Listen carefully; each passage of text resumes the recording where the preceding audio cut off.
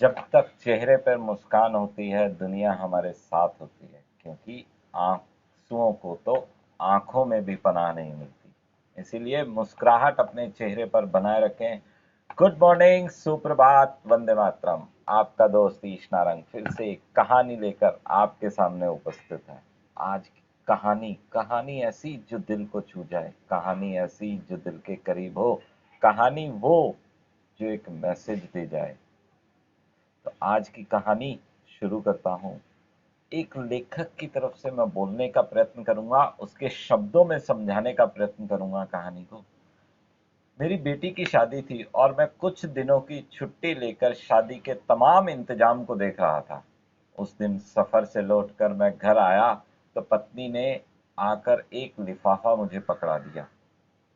लिफाफा अनजान था, लेकिन प्रेषक का नाम जाना पहचाना था। प्रेषक का नाम लिखा हुआ था अमर विश्वास, एक ऐसा नाम जिसको मैं बरसों बाद सुन रहा था। बहुत वर्ष बीत गए थे। मैंने वो लिफाफा खोला। लिफाफे में $1 लाख का चेक था और साथ में 4 लाइनें लिखा हुआ एक पत्र था। वो पत्र मैंने बड़ी जल्दी जल्दी में एक सांस में पड़ गया, क्योंकि उसके साथ में $1 लाख का चेक संलग्न था। मैंने चिट्ठी जल्दी से खोली और उसमें पढ़े, उसमें लिखे हुए शब्दों को मुझे ऐसे लगा जैसे मैं कोई परी कथा पढ़ रहा हूँ, और मुझे अपनी आंखों पर विश्वास नहीं था। उसमें लिखा था, आदरणीय सर, मैं एक छोटी सी भेंट आपको दे रहा हूँ। मुझे नहीं लगता कि आपके एहसानों का बदला मैं कभी उतार पाऊंगा। ये उपहार मेरी अनदेखी बहन के लिए। घर पर सभी को मेरा प्रणाम। आपका अमर। ये पत्र पढ़कर मैं बड़ा ही हैरान हुआ, और ये पत्र पढ़ने के बाद मेरी आंखों के सामने कुछ साल पहले की वो घटना एक चलचित्र की भांति तैर गई। जैसे एक चलचित्र मेरी आंखों के सामने तैर रहा हो। कुछ सालों पहले की बात थी। मैं सड़क के किनारे टहल रहा था, किसी की प्रतीक्षा कर रहा था गाड़ी को पार्क करके, और मैं वहां पर टहल रहा था। मैंने देखा कि एक किताबों की दुकान वहां पर लगी हुई थी। किताबों का ढेर लगा हुआ था, और उस किताबों की दुकान के पास में साइड में एक 15-16 साल का बड़ा संभ्रांत सा दिखने वाला लड़का, साफ सुथरे उसने कपड़े डाले हुए, लेकिन कपड़े बड़े साधारण थे। उसके हाथ में कुछ किताबें थी। वो किताबें हर दुकान पे आने वाले हर एक कस्टमर को वो किताबें दिखाता था और उनको बेचने का प्रयत्न करता था। पहले मुझे ये लगा कि उस दुकानदार ने अपनी किताबों को बेचने के लिए ऐसा कोई प्रपंच किया हुआ है, ऐसा कोई उद्देश्य किया हुआ है जिससे वो अपनी किताबों को और ज्यादा बेच सके।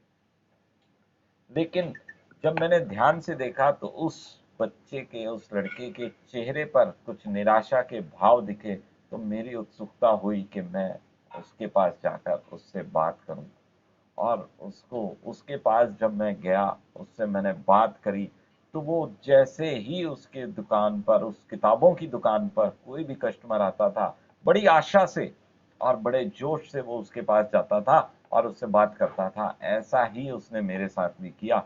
मुझे उसने वो कुछ किताबें दिखाई, और वो किताबें कुछ विज्ञान की पुरानी किताबें, और वो किताबें हमें या हर कस्टमर को वो बेचना चाह रहा था। जब मैंने वो किताबें देखी तो मुझे वो किताबें कोई बहुत ज़्यादा कीमती नहीं लगी, और मैंने उससे पूछा, तुम ये किताबें बेच रहे हो, कितने की बेचना चाहते हो ये किताबें? बोले, जी जो आप दे दें मैं वो रख लूंगा।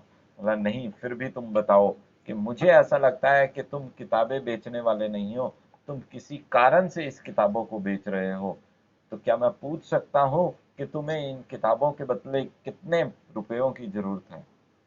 ये सुनकर वो बच्चा थोड़ा सा हैरान हुआ, लेकिन उसने डरते डरते बोला, 5,000 रुपये।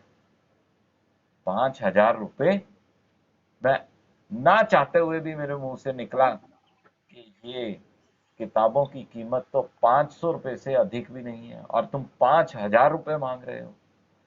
मेरा ये कहना था, उसके चेहरे पर निराशा के भाव तैर गए और वो बड़ा ही निराश हो गया। लेकिन मैंने उसको ये कहा कि इस निराशा को छोड़ो, तुम्हारा तो नाम ही विश्वास है और विश्वास नाम होने के साथ तुम निराशा की तरफ भाग रहे हो। कुछ आशा रखो। मैंने उससे कहा तुम मुझे सच सच बताओ कि असलियत क्या है, क्या रिक्वायरमेंट है, किस लिए तुम ये चीज पूछ रहे हो, किस लिए ये किताबें बेच रहे हो। तो ये सुनना था कि वो फूट पड़ा और उसने एक एक करके बड़ी जल्दी जल्दी में अपने सारी बातें मुझे बता दी कि मैं 10+2 पास कर चुका हूँ और मैं मेडिकल में एडमिशन लेना चाह रहा हूँ। मेरे पिताजी किसी होटल में काम करते हैं और उन्होंने एडमिशन के लिए कुछ पैसे तो मुझे दे दिए हैं, लेकिन अभी भी मैं पैसे पूरे नहीं कर पाया हूँ जितने मुझे एडमिशन के लिए चाहिए। ये सुनकर मैं हैरान हुआ और मैंने देखा, पता नहीं क्यों मुझे ऐसा लगा कि ये कोई उसका प्रपंच है, ये कुछ वो ऐसा करना चाह रहा है, मुझे लूटना चाह रहा है, या जिस तरह से अभी लोग करते हैं ऐसी बातें बना के पैसे ऐंठने का प्रयत्न करते हैं, शुरू में मुझे भी वो ऐसा लगा। लेकिन अंदर बैठे हुए एक मानव ने या किसी भगवान की प्रेरणा ने, किसी प्रेरणा ने मुझे उसको 5,000 रुपये देने पर मजबूर कर दिया। मैंने अपने जेब में रखे हुए 5,000 रुपये, जो मैंने शेयर मार्केट में इन्वेस्ट करने के लिए अलग से निकाल के रखे हुए थे, वो मैंने उसे दे दिए। जब मैंने उसे पैसे दिए तो उसने कहा, क्या मैं ये किताबें आपकी गाड़ी में रख दूं? तो मैंने उसे कहा, नहीं, ये किताबें तुम रखो और ये पैसे तुम रखो, और हो सके तो इसको अपनी पढ़ाई पर खर्च करना। ये कह के मैं वहां से निकल गया। मैंने अपनी गाड़ी स्टार्ट की और मैं वहां से चला गया। जब मैं गाड़ी चला रहा था तो मेरे चेहरे के आगे, मेरी नजरों के आगे ऐसी बातें तैर रही थी कि ये मैंने जो जुआ खेला, क्या ये जुआ सही है? क्या ये बात मैं अगर किसी को बताऊंगा तो क्या वो मुझे इमोशनल फूल नहीं कहेगा? वो इसको मेरी मूर्खता नहीं कहेगा? ये सोचता हुआ मैं चला जा रहा था, और लेकिन बाद में मैंने ये सोचा कि मुझे कोई मूर्ख कहे, इससे अच्छा ये है कि मैं इस बात को, इस घटना को किसी के आगे जिक्र ना करूं। और कुछ दिन के पश्चात मेरे पास उसका एक पत्र आया। उस पत्र में लिखा था कि मैंने मेडिकल कॉलेज में एडमिशन ले लिया है, और वो लगातार मुझे पत्र लिखता रहता था। पत्र में केवल 4 लाइनें होती थी, 2 उसकी पढ़ाई के बारे में, एक मेरे लिए और एक अपनी उस अनजान बहन के लिए जो कि मेरी बेटी।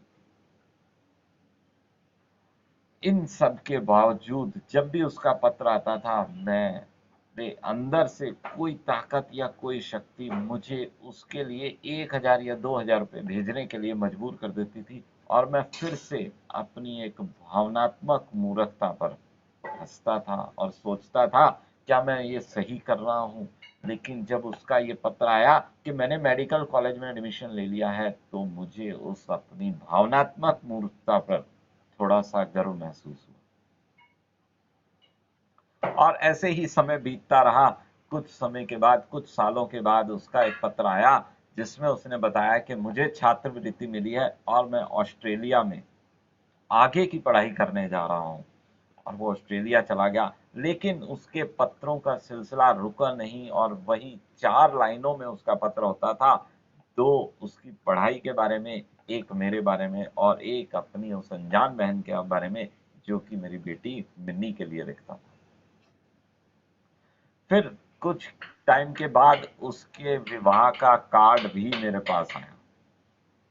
शादी का कार्ड उसने भेजा। शायद वो ऑस्ट्रेलिया में ही सेटल होना चाह रहा था, और ऑस्ट्रेलिया में सेटल होने की बात मुझे उसकी बड़ी अच्छी लगी। ये सुनकर, ये पढ़कर मुझे बड़ा अच्छा लगा, पर हम उसके विवाह में जाने के लिए असमर्थ थे। और मैं इस तंद्रा से, अपनी उस चलचित्र से, अपनी उस यादों से बाहर आया। तो मैंने अपनी पत्नी को कुछ उसके बारे में बताया, और वो बातें वहाँ खत्म हो गई। वो चेक देखकर मेरी पत्नी भी हतप्रभ थी। और कुछ समय के बाद हम लोग शादी की तैयारी में व्यस्त हो गए और उन सब चीज़ों को भूल गए, याद नहीं रखा। लेकिन विवाह के 2 या 3 दिन पहले एक बड़ी सी गाड़ी हमारे घर के आगे आकर रुकी और ड्राइवर ने गाड़ी का दरवाजा खोला। अंदर से निकले हुए सज्जन को मैं देखकर ये सोचने लगा कि इसको मैंने कहीं देखा है, पर मैं पहचान नहीं पा रहा था। वो व्यक्ति आया, साथ में उसकी पत्नी थी और उसकी पत्नी में छोटा सा बच्चा था। उसने मेरे और मेरी पत्नी के चरण छुए।